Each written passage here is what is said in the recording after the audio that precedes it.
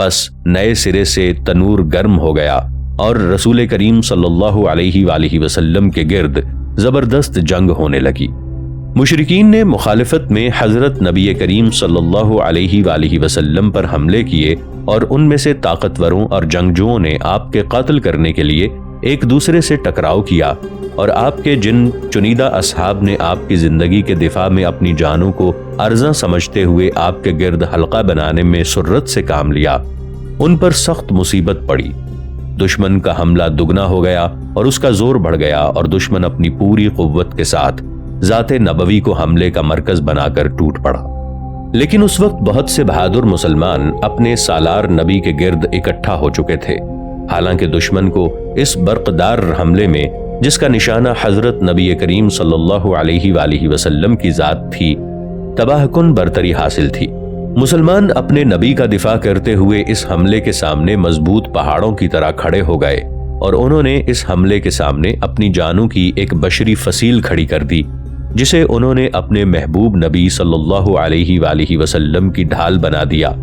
اور انہوں نے کسی مشرک کو آپ صلی اللہ علیہ وآلہ وسلم تک پہنچنے نہ دیا، اور جو زخم آپ کو اپنے اصحاب کی قلیل جماعت میں پہنچے تھے، ان کے بعد آپ صلی اللہ علیہ وآلہ وسلم کو کوئی تکلیف نہیں پہنچی۔ انصار کی بہادری اور مشرکین کو اس جانبازی پر، جس نے ان سے حضرت نبی کریم صلی اللہ علیہ وآلہ وسلم کے قتل کرنے کا موقع ضائع کر دیا تھا، غصہ آیا، اور انہوں نے رسول کریم صلی اللہ علیہ وآلہ وسلم کی کمان کے ہیڈ کوارٹر پر اپنے حملے سخت کر دیے، اور حضرت نبی کریم صلی اللہ علیہ وآلہ وسلم کے اصحاب اپنے نبی کے گرد یکے بعد دیگرے خوشی سے قتل ہو کر گرنے لگے، اور جب کبھی کسی ایک محافظ کے قتل ہونے سے کوئی رخنہ پیدا ہوتا تو دوسرا جلدی سے اس رخنے کو پر کر دیتا، اور جو لوگ حضرت نبی کریم صلی اللہ علیہ وآلہ وسلم کا دفاع کرتے ہوئے قتل ہوئے، ان کی اکثریت انصار کی تھی۔ حماد بن سلمہ نے روایت کی ہے کہ رسول کریم صلی اللہ علیہ وآلہ وسلم 7 انصار اور قریش کے ایک شخص کے درمیان موجود تھے کہ مشرکین نے آپ صلی اللہ علیہ وآلہ وسلم پر حملہ کر دیا۔ آپ نے فرمایا، جو انہیں واپس کرے گا وہ جنت میں میرا رفیق ہوگا۔ تو ایک انصاری آیا اور قاتل ہو گیا۔ پھر جب انہوں نے آپ پر حملہ کیا تو آپ صلی اللہ علیہ وآلہ وسلم نے فرمایا، جو انہیں ہم سے واپس کرے گا وہ جنت میں میرا رفیق ہوگا۔ حماد نے بیان کیا ہے کہ 7 انصاری رسول کریم صلی اللہ علیہ وآلہ وسلم کا دفاع کرتے ہوئے قاتل ہو گئے۔ حضرت نبی کریم صلی اللہ علیہ وآلہ وسلم کے دفاع میں تیر اندازوں کا کردار۔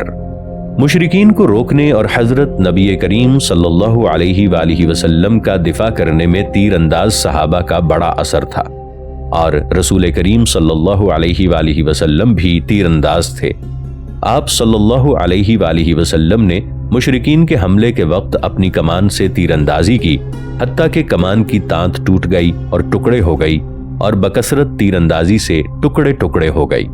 اور جن تیر اندازوں نے مارکے کی اس کٹھن گھڑی میں رسول کریم صلی اللہ علیہ وآلہ وسلم کے مردانہ وار دفاع میں شہرت پائی، اور مشرکین کی اذیت سے رسول کریم صلی اللہ علیہ وآلہ وسلم کو بچانے میں ان کے تیز اور صحیح نشانے پر بیٹھنے والے تیروں کا بہت اثر ہوا، ان میں حضرت ابو طلحہ انصاری اور حضرت سعد بن ابی وقاص رضی اللہ عنہما شامل تھے۔ احمد نے حضرت انس سے روایت کی ہے کہ یہ ابو طلحہ احد کے روز رسول کریم صلی اللہ علیہ وآلہ وسلم کے آگے، جس وقت مشرکین نے آپ پر حملہ کیا، تیر اندازی کر رہے تھے، اور جب آپ صلی اللہ علیہ وآلہ وسلم آپ کے پیچھے آپ کو ڈھال بنائے ہوئے تھے، اور حضرت ابو طلحہ بڑے زبردست تیر انداز تھے، اور جب آپ تیر پھینکتے تو رسول کریم صلی اللہ علیہ وآلہ وسلم نگاہ اٹھا کر دیکھتے کہ آپ کا تیر کہاں پڑتا ہے، اور حضرت ابو طلحہ رضی اللہ عنہ رسول کریم صلی اللہ علیہ وآلہ وسلم کو دشمنوں کے تیروں سے بچانے کے لیے اپنے سینے کو اوپر اٹھا کر کہتے، یا رسول اللہ، میرے ماں باپ آپ پر قربان ہوں، آپ کو کوئی تیر نہیں لگے گا، میرا سینہ آپ کے سینے کے آگے ہے۔ اور حضرت ابو طلحہ رضی اللہ عنہ اس نازک وقت میں ہیرو تھے۔ آپ رسول اللہ صلی اللہ علیہ وآلہ وسلم کے آگے اپنے نفس کی فصیل بنا دیتے اور کہتے، یا رسول اللہ، میں صبر کرنے والا اور قوت والا ہوں، اپنی ضروریات مجھے بتانا اور آپ جو چاہیں اس کا مجھے حکم دینا۔ اور حضرت ابو طلحہ رضی اللہ عنہ نے رسول کریم صلی اللہ علیہ وآلہ وسلم کے آگے زبردست تیر اندازی کی، حتیٰ کہ شدت تیر اندازی سے آپ کے ہاتھ سے 3 کمانیں ٹوٹ گئیں۔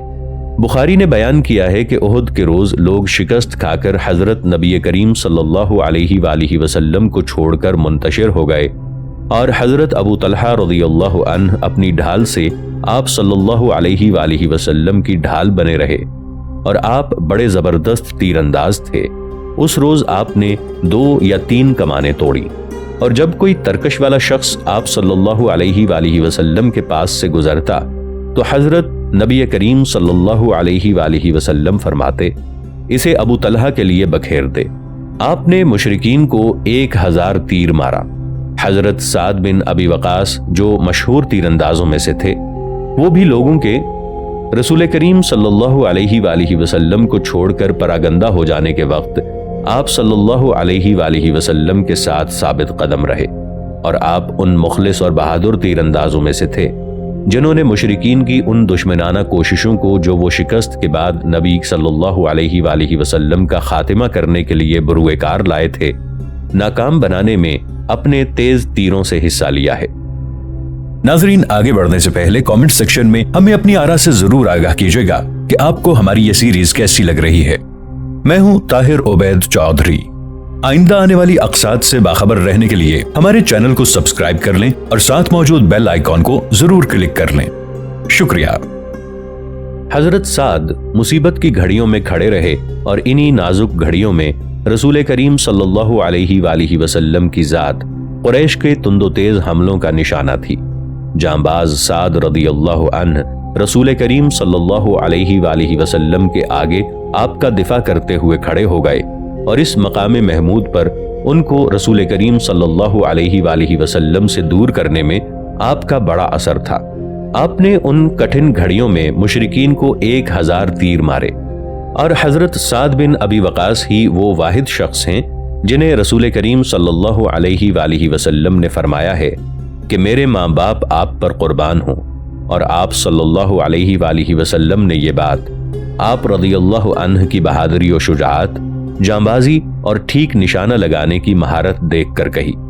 مورخین نے بیان کیا ہے کہ جب کبھی حضرت سعد رسول کریم صلی اللہ علیہ وآلہ وسلم کو قتل کرنے کے لیے ایک دوسرے کو دھکیلنے والے مشرکین کو تیر مارتے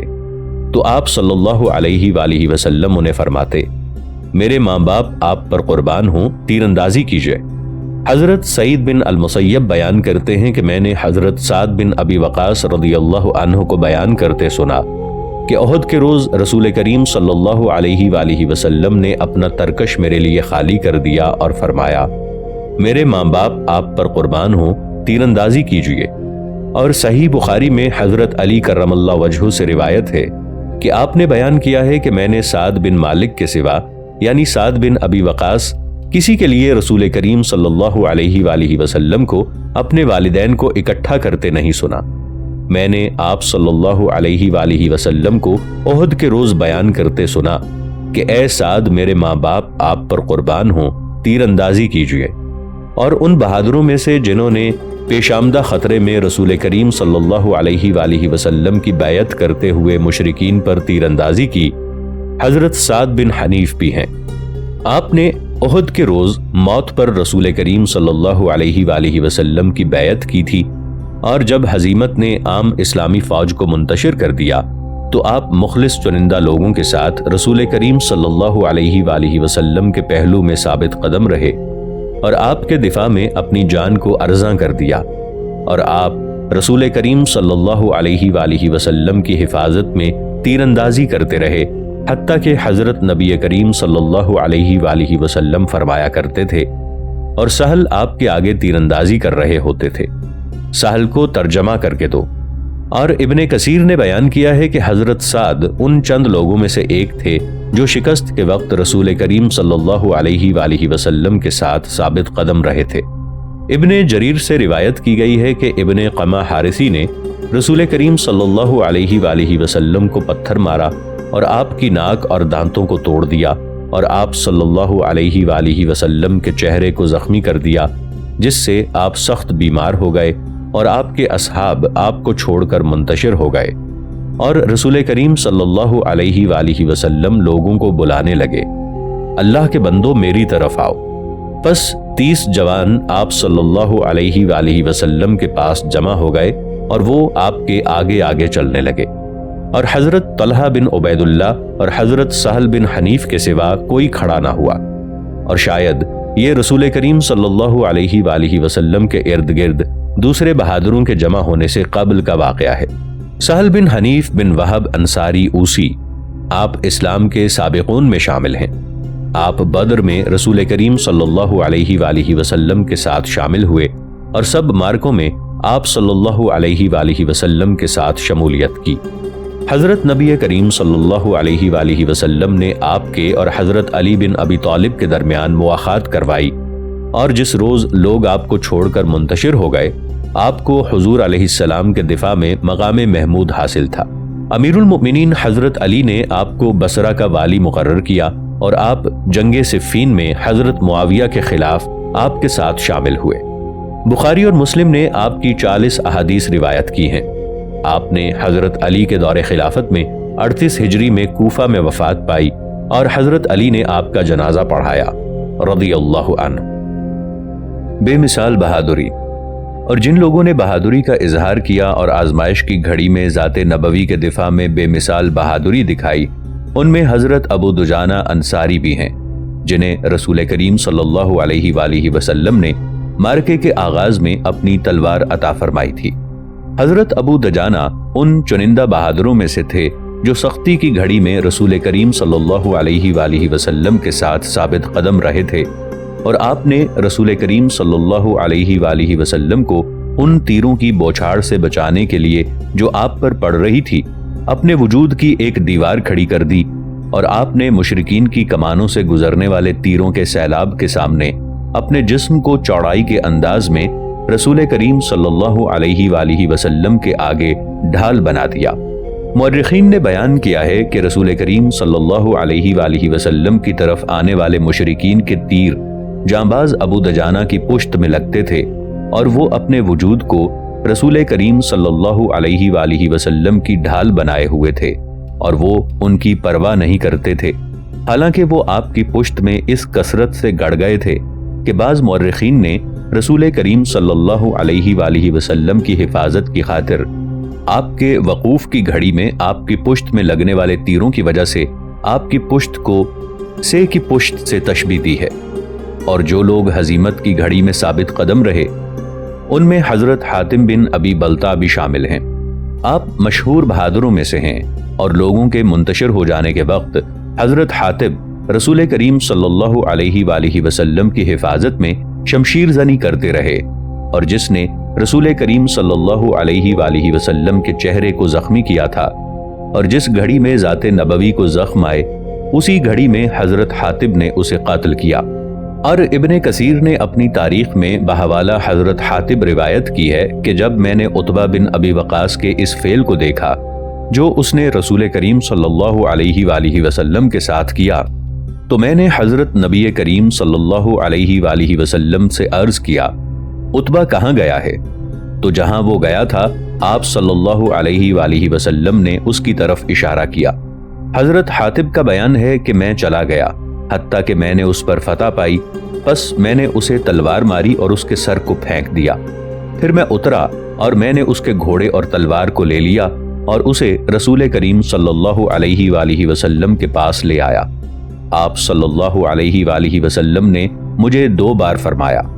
اللہ تجھ سے راضی ہو گیا، اللہ تجھ سے راضی ہو گیا ہے۔ اور حضرت سعد بن ابی وقاص اپنے بھائی عتبہ کو قتل کرنے کے بڑے خواہش مند تھے۔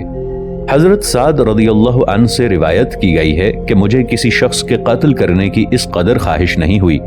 جس قدر مجھے عتبہ بن ابی وقاص کے قتل کرنے کی خواہش تھی،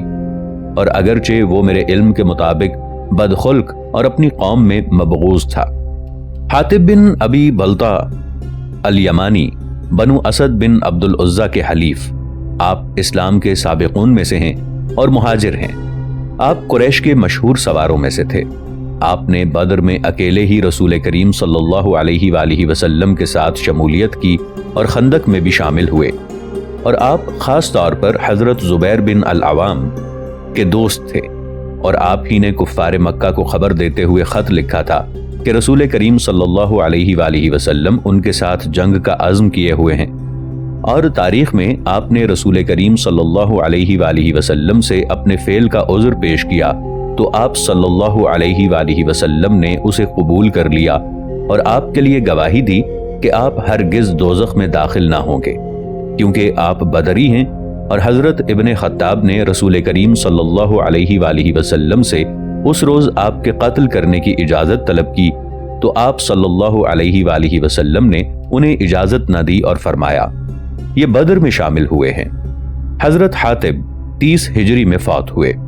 اس روز حضرت طلحہ بن عبداللہ تیمی نے رسول اللہ صلی اللہ علیہ وآلہ وسلم کی حفاظت میں پوری فوج سے جنگ کی، اور شاید حضرت طلحہ کی جنگ جس روز لوگ حضرت نبی کریم صلی اللہ علیہ وآلہ وسلم کو چھوڑ کر منتشر ہو گئے، شاندار اور بہترین جنگ تھی۔ بیہقی نے العلائل میں ابو زبیر سے بحوالہ حضرت جابر روایت کی ہے، آپ نے بیان کیا کہ احد کے روز لوگ رسول کریم صلی اللہ علیہ وآلہ وسلم کو چھوڑ کر منتشر ہو گئے، اور آپ کے ساتھ صرف 11 جوان اور حضرت طلحہ بن عبید اللہ باقی رہ گئے۔ آپ پہاڑ پر چڑھ رہے تھے کہ حضرت نبی کریم صلی اللہ علیہ وآلہ وسلم نے فرمایا کیا ان لوگوں سے نمٹنے کے لیے کوئی ہے؟ حضرت طلحہ نے کہا یا رسول اللہ میں ہوں۔ آپ نے فرمایا اے طلحہ تو جیسا ہے ویسے ہی ہو جا۔ ایک انصاری جوان نے کہا یا رسول اللہ میں ہوں، اور اس نے آپ کی حفاظت میں جنگ کی اور رسول کریم صلی اللہ علیہ وآلہ وسلم اور جو لوگ آپ کے ساتھ باقی رہ گئے تھے چڑھ گئے۔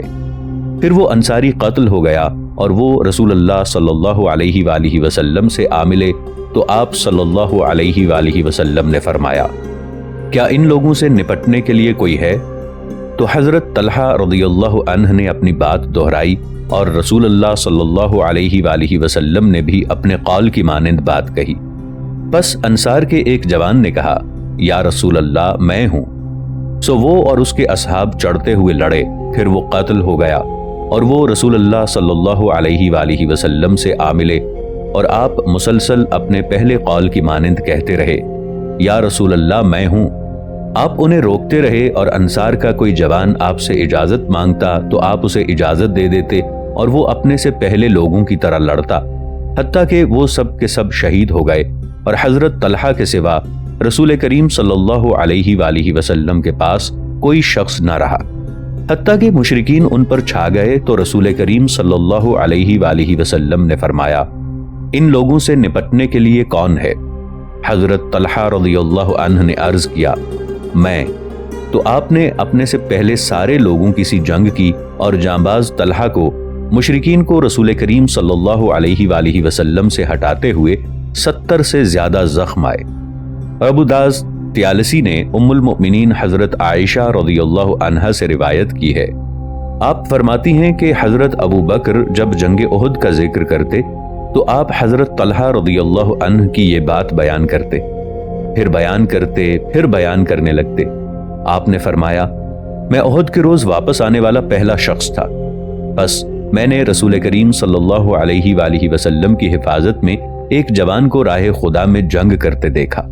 میں نے کہا تو طلحہ ہو جا جو مجھ سے کھو چکا ہے، اور میرے اور مشرکین کے درمیان ایک جوان تھا جسے میں پہچانتا نہیں تھا، اور میں اس سے بھی رسول کریم صلی اللہ علیہ وآلہ وسلم کے نزدیک تھا، اور وہ تیزی سے چل رہا تھا، میں اس کے ساتھ نہیں چلتا تھا۔ کیا دیکھتا ہوں کہ وہ حضرت ابو عبیدہ بن الجراح ہیں۔ بس ہم رسول کریم صلی اللہ علیہ وآلہ وسلم کے پاس پہنچے، آپ کے دندان مبارک ٹوٹ چکے تھے اور چہرے پر زخم آیا تھا، اور خود کے 2 حلقے آپ کے رخساروں میں پیوست ہو گئے تھے۔ رسول کریم صلی اللہ علیہ وآلہ وسلم نے فرمایا تم دونوں پر اپنے ساتھی کی دیکھ بھال کرنا فرض ہے۔ آپ کی مراد حضرت طلحہ سے تھی۔ جہاں تک حضرت ابو عبیدہ بن الجراح کا تعلق ہے تو آپ ایک مشہور فاتح اور سالار، آپ کا نام عامر بن عبداللہ بن جراح بن حلال الفہری القرشی ہے۔ آپ عشرہ مبشرہ میں سے ہیں اور سرکردہ صحابہ میں سے ایک ہیں۔ آپ کا لقب امین الامت ہے۔ آپ مکہ میں پیدا ہوئے اور سب مارکوں میں رسول کریم صلی اللہ علیہ وآلہ وسلم کے ساتھ شامل ہوئے۔